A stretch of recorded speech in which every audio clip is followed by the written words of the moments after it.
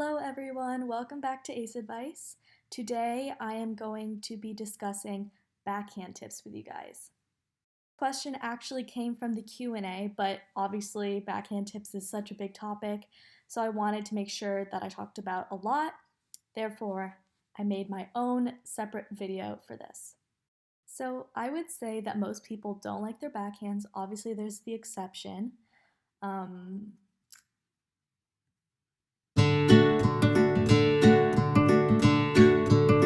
So I would say that most people don't like their backhands that much. And obviously there's the exceptions where, they love their backhands, but for the most part, people usually don't like their backhands. But I hope after this video and these tips will help you, and then you'll actually start enjoying your backhand a little bit more.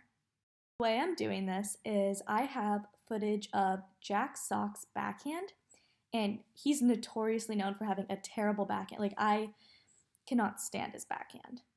The reason why his backhand is so bad is mainly the first part of his swing, and I'm going to discuss that. And I would just like to note that he's actually really good at doubles. Wonder why? Because in doubles, you only have to cover half the court, so he's able to hit most of his shots with his forehand. So that's why he's actually so much better at doubles than singles. In addition to Jack Sock, I'm going to be using Novak Djokovic's backhand to show what it should look like. Djokovic has such an amazing backhand, and I'll make that clear in this video. And then I'm also going to be showing footage of me playing tennis, for more reference also. I'm not a professional tennis player, so you can see that anyone can hit a good backhand. Alright, so let's talk about the first thing. And this first thing is the takeback. So as you can see, Djokovic's takeback is very nice. There is a gap between his side and his arm, his takeback arm, which would be his left arm. And that gap is actually super, super important. And now I'm going to compare it to Jack Sock's takeback so you can see what I'm talking about. So as you can see in Jack Sock's takeback, look how his back arm, so his left arm, is attached to his side. And remember, Djokovic's was not. And this is actually bad form because you want to make sure that when you are doing your takeback that there's a space and that it's a relaxed swinging motions. Here he's too tight, too stiff, and it's actually going to mess up his shot. Alright, let's look at my backhand. So as you can see, there's also a gap between my back arm, which would be my right arm because I'm a lefty, and my side. And this allows me to have a fluid and relaxed motion. And this relaxed motion actually will help with my spacing so I don't jam myself when I'm hitting the ball.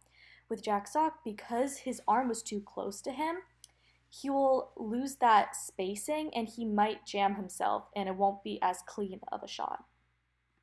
So the next thing I want to talk about is the motion right before you hit the ball. So as you can see here, Jack Sock's racket tip is almost perpendicular to the tennis court, which makes what I'm about to tell you next very difficult to do. Okay, so from that position I just showed you, he has to be here in less than half a second.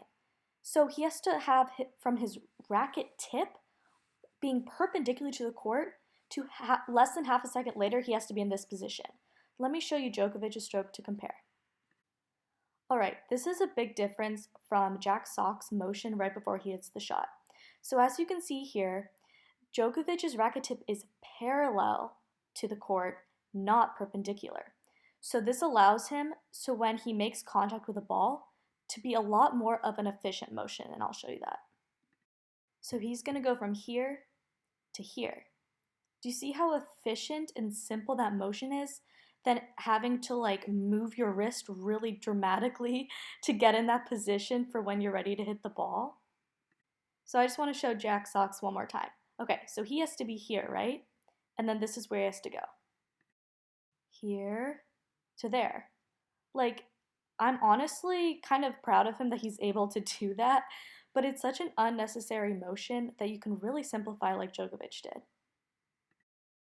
Alright, now I have some footage from when I was playing tennis earlier today, and I'm going to explain the next thing there.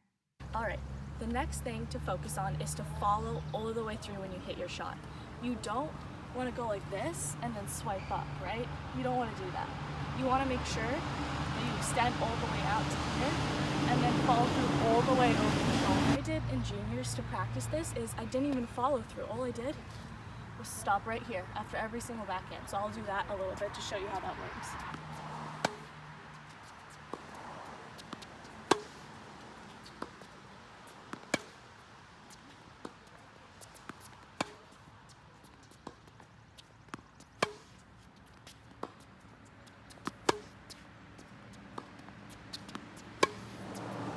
Okay, so I kind of did a freeze frame here, but as you can see, my right arm is fully extended after I make contact with the ball.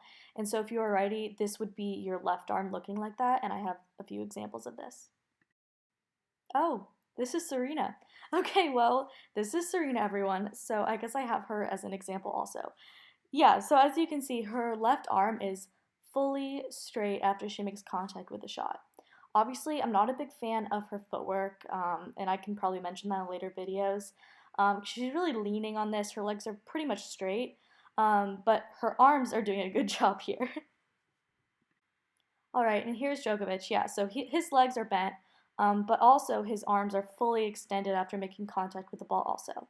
And this is just a really super helpful way to make sure your ball actually gets deeper, because if you swipe up, your ball is more likely going to land short and your opponent will just put those balls away. All right, so the next thing that's so important, and honestly, I didn't really learn this until way later than I should have, but when you're hitting your backhand, the hand that's doing the majority of the work is your non-dominant hand. So if you're a righty, your left hand's actually supposed to be doing most of the work. So if you're a lefty, your right hand's supposed to be doing most of the work. And that is why when I would injure my left shoulder, usually in some way, I would improve my backhand so much because I would just hit righty forehands over and over again. Because that's basically what you're doing. If you let go of your dominant hand, your non-dominant hand's pretty much doing a forehand stroke. So a great drill to actually improve your backhand is to hit a forehand with your non-dominant hand. And I have an example of this where I'm going to hit two righty forehands, for righties would be lefty forehands, and then I'm going to transition to hitting normal backhands, and you can see kind of visually that my right hand's really just doing most of the work.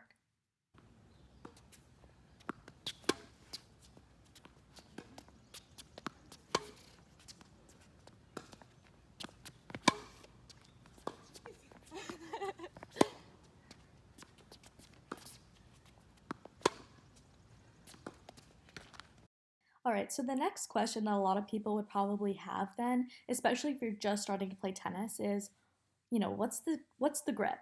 So I'm going to try to visually show it to you. It's kind of hard to explain unless you're doing this in person where you can help, adjust the hands physically, but I'll try to show it to you over pictures. All right, so just a reminder, because I'm a lefty, unless you're also a lefty, the hands that I'm talking about would be just the opposite for you, but the same exact thing. So as you can see, this is my right hand, so my non-dominant hand. So for righties, this would be the left hand. And as I was talking about earlier, you're pretty much doing a forehand stroke just with your non-dominant hand. So whatever your forehand grip is, that's the exact grip that you're going to be doing for your non-dominant hand on the backhand side. So for me, I do a semi-western forehand grip, so it's going to be the same thing on the backhand side for my right hand. And a semi-western really doesn't mean anything to you guys. I just want you to visually look at what it looks like in this picture, and hopefully that helps.